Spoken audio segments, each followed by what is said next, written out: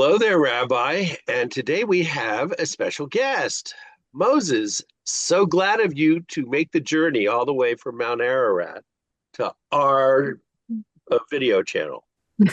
Oh man, it was a long journey, but I'm happy to be here. I'm happy to just have you guys, and I'm thankful for the opportunity. Well, we were hanging out one day at the local barista fountain, Yeah, and Moses was there doing some video stuff, and we all got to talking, and we thought it would be great for him to come online and visit with us because you had questions about Judaism. yeah, There are a lot of them, and we answered a few of them there, but we wanted to get you on record. yeah. I did, and it's crazy because I wouldn't have said anything. I mean, had you guys not approached me, and um, I just remember you bringing the cup with the roses. That was actually a pretty bright idea, by the way. That was good. The video came out well, but it's. I was saying it was funny that you mentioned it because when I had met you folks, me and my friend were talking about Judaism like a week ago before that, and we were having a debate and about conversion, the difference between difference in the religion, if there's a difference between uh, people from who are in Mhm. Israel with Judaism, and so I guess running into you folks was pretty good to just clear up some of those questions, and um, I'm all Perhaps ears. even an act of divine intervention, one could say. Yes, yeah, The word definitely. in Hebrew is beshert.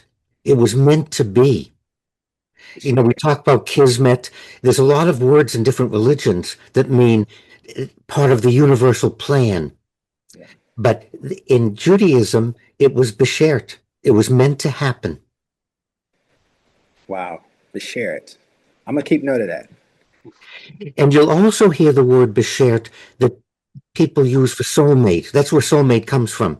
This idea that I was meant to be with this person. It's part of the universal plan, universal consciousness. So Really. the word itself has a lot of uses and be very difficult to prove. I I believe that it was Beshert because Yes. Joe and I were in our Adirondack chairs. You were walking into a fountain fully clothed, and Joe was concerned that your camera would get wet. But we digress from the matter at hand.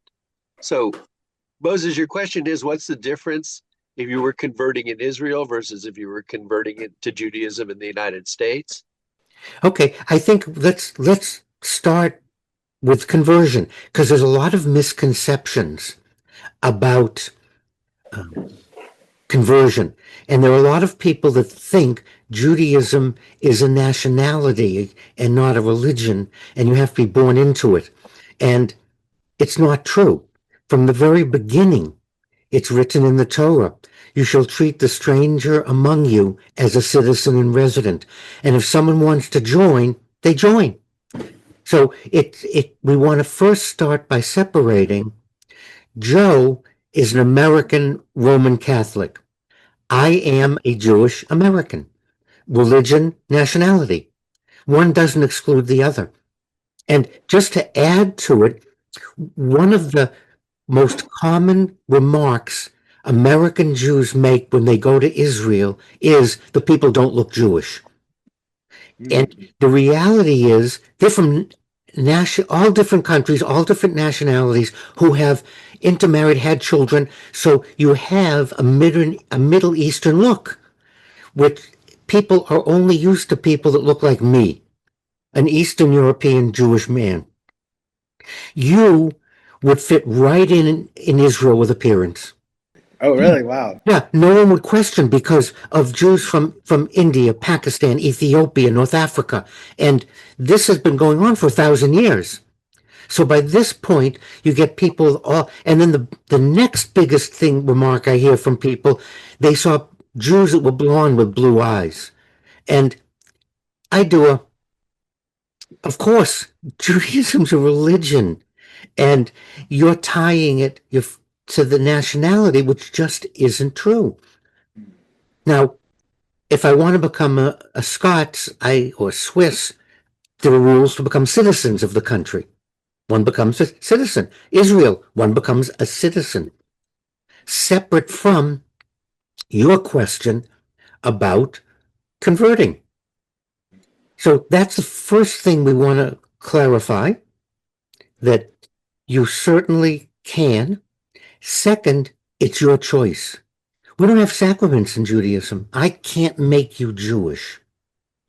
What I can do is teach you, and you need to know enough to be able to say what Ruth said to Naomi, your people will be my people, your God will be my God, whether thou goest, I will go. That's the model for Jewish conversion. So the question is, how much does Moses need to know to be able to say, I'm Jewish? Nothing to do with me. It's between you, yourself, and the one. That's very unique. Unlike other religions that dip, sprinkle, follow a curriculum. We like the sprinkle. And there are some religions that don't recognize sprinkling and say you have to dip, right, in order for it to be valid. This is true. But there are symbolic and cultural versions of that in Judaism as well. There is a conversion ceremony, Right. because I've seen it. And what's the name of the bath? Mikvah. The mikvah bath. Now, Moses, you're going to like this one. If a baby wants to convert, or because the parents are adopting and they want to convert the baby to Judaism, you have to be released in the water, not touching anybody or the sides. Even if you're like 6 months old, you have to let the baby in the pond by itself for just a moment. I have done that, by the way, Joe. I've worked with families that adopted. We've taken infants to the mikvah, and then you just pull your hands away and then back again. This goes back to biblical days. John the Baptizer, he was Jewish. That the idea of the river is flowing water. A mikvah is flowing water. It's in a tank, but the water is constantly flowing in and out. So that's what we do today. Since we don't want to do it in the Potomac, we use like a swimming pool, but the water's flowing, not through. Yeah, avoid jumping in the Potomac. It's just a preference and an interest, not a requirement. The only real requirement is you have to. I used to say back in the days when everybody was asking me if I was going to convert because my wife was Jewish and I had joined a temple just because of this guy here. All you have to really do is the happy slappy Jewish dance, and you're Jewish. Now, what that means, Moses, if you go to any given rabbi, traditional and non-traditional, they will come up with a different curriculum that they think you need to be able to make the statement, I'm Jewish. So that's what varies. Yeah. The rituals vary: Reform, Conservative, Orthodox, Reconstructionist, Haredi, Chabad, Lubavitcher, Satmar. It's not the idea. The idea is all the same. But since it's so open, when I work with people, I ask them, what do you need in order to make the statement? How much knowledge? Do you want to do the slappy happy dance? Do you want to go to the mikveh and dip? All these things go into it. That's my approach. However, each denomination, and that's what you're hearing. Someone went to a conservative rabbi or an Orthodox rabbi, and they said, you have to do this. You don't have to. That's their, I took organic chemistry and flunked it 3 times. And it was after that they threw me out of the pre-med program. I wasn't easily discouraged. Well, as it turns out, I'm retired now, but I was an associate adjunct professor of medicine, University of Maryland School of Medicine. Wow.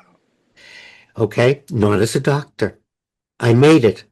And I have a lot of friends that couldn't get on the faculty and they were doctors. So there are many ways to get to the goal. And you would work with the rabbi. And when someone says to you, oh, they won't let you because your skin isn't as light as Joe's. And I don't want to say anything, Moses, but that's why I would never convert Joe. He's too white. Joe, maybe next time. uh, he says things like that just make me shake my head. But Rabbi Block is notorious for speaking what he thinks, and that is what I love about him so much. So what are some of the statements or things people have said to you about conversion that even if they contradict what I said, what have you heard? Yeah, I've heard like a wide range of uh, loops or hoops that you have to jump through. Kind of like, yeah, like in agreement with what you just said. I've heard that. I even heard like, I think I heard someone say like you would have to go to Israel and perform a ritual there as well. Different kinds of things. None of them are true, Moses. They're individuals who heard something, or it may be the requirement of a rabbi. It's not a requirement of Judaism. Anything really absurd that someone said to you, not just the general hoops, did they actually tell you a hoop that they thought you had to jump through? Like, for example, that you would have to, I think there was this ritual that you would have to do, like you have to wear this certain attire. I forgot what it was called. And then say these words. Forgive me. I don't know the. No, that's okay, and I didn't intend to put you on the spot, but what you're saying, I've heard all of them, and even more absurd. And the summary is, since we don't have a pope, bishops, cardinals, we don't have an authority, Yeah. okay? Therefore, individual rabbis, based on their training, can act and can outline and tell you what they think you need. And Joe mentioned a conversion ceremony. I do conversion ceremonies because it's time for you to invite family and friends. You make a statement. Hey, I've decided. And let's make it public. We could do it on the YouTube channel. We can do it on TikTok. And that's the only purpose. It doesn't make you Jewish. It's really a public statement of your intent. And then a rabbi can say, unless you put these clothes on, I won't do it. I won't do the public statement. But they can't stop you from being Jewish. So I would ask you, how much would you need to know? What do you need to learn? That's how we would start. For you to say, I want to join the Jewish people. The thing that comes to the forefront of my mind is I grew up like in a Christian household and with Christian ideology. And I guess my number one question is because a lot of times I've, encountered people of other religions, whether it be Islam, Buddhism,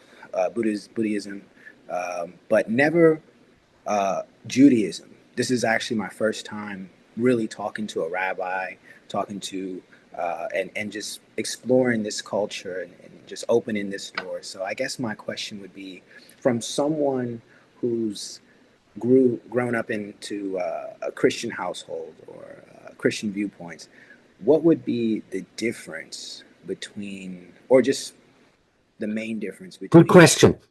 Judaism?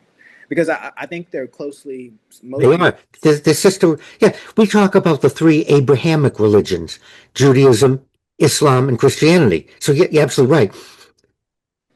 Accepting Jesus as the Christ.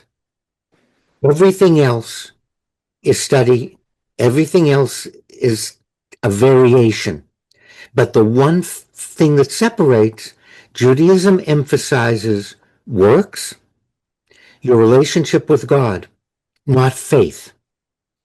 And in Christianity, when you want to convert, you're accepting Jesus as the Christ. And think of the ceremony of baptism. This you that in the name of the Father, the Son, and the Holy Spirit, I baptize you, or I baptize you in the name of the Father, the Son, and the Holy Spirit. It's it's that how you view the universe and your relationship to the one. Neither one is better, worse, just two different ways to, and that's why Christianity developed, because Christianity wanted people to have a personhood to attain God. Judaism said, no, just the two of you. And it's just a difference.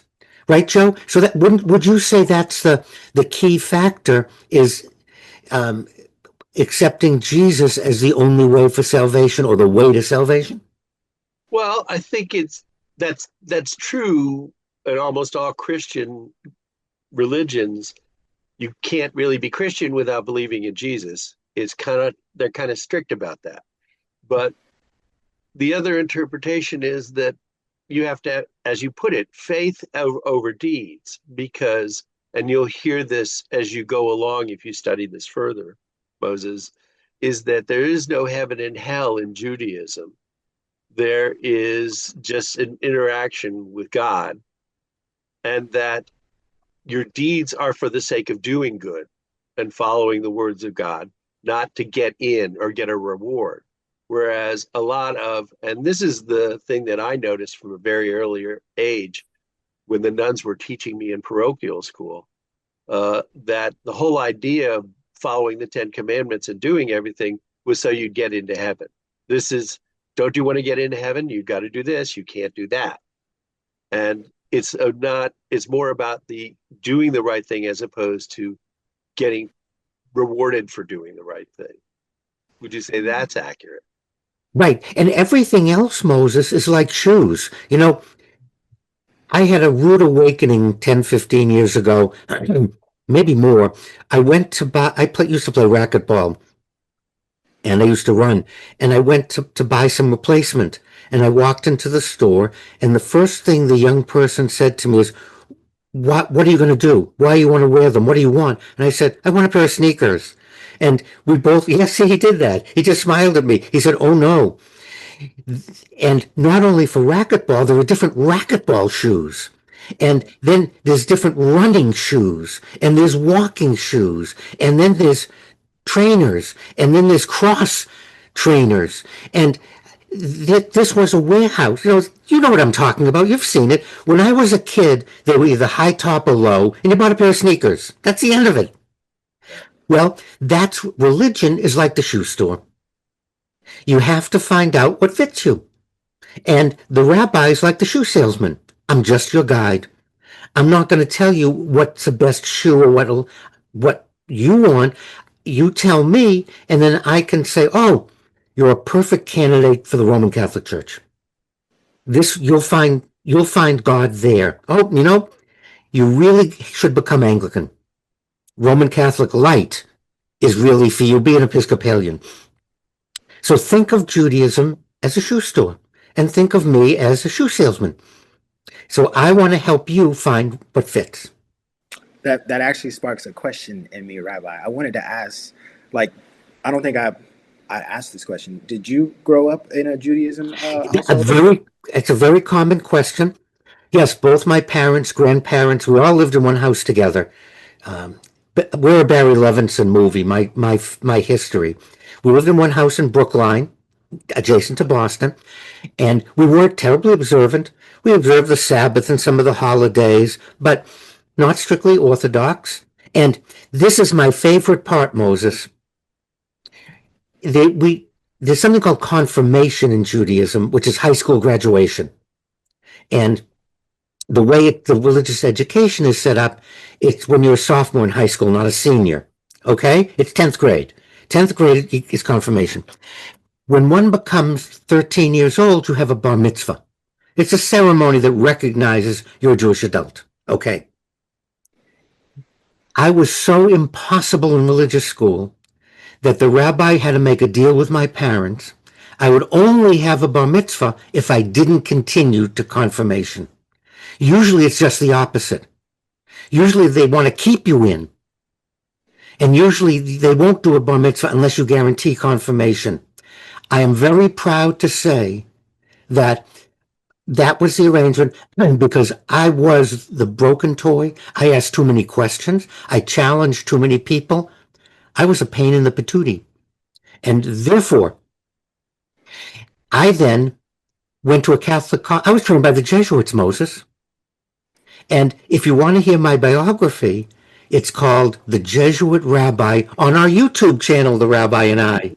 So I want you to listen to The Jesuit Rabbi. And I wanted nothing to do with Judaism. I had it. It was stupid. It was ridiculous. And I would like to thank my Jesuit training and education for becoming a rabbi. It's a great story. You got to watch that video. I Wow. think there is two of them, or is it just one? But anyway, the story is in detail is there, Yeah. and it Wow. just goes to show that if there's no one way to get from point A to point B, we all have our different paths. Yeah. Well, I hope that's answered some of your questions, Moses. We would love for you to come back and ask more if we haven't satisfied you so far. And I want to thank you for coming. It's been a delight to have you. And I hope you've enjoyed us as much as we've enjoyed you. Rabbi, as always, thank you. And we always end with a word of wisdom by the rabbi. God, in his infinite wisdom, provided an infinite number of ways to experience God. And I'm hoping that everyone comes to that understanding and does the best of their religion and not some of the worst.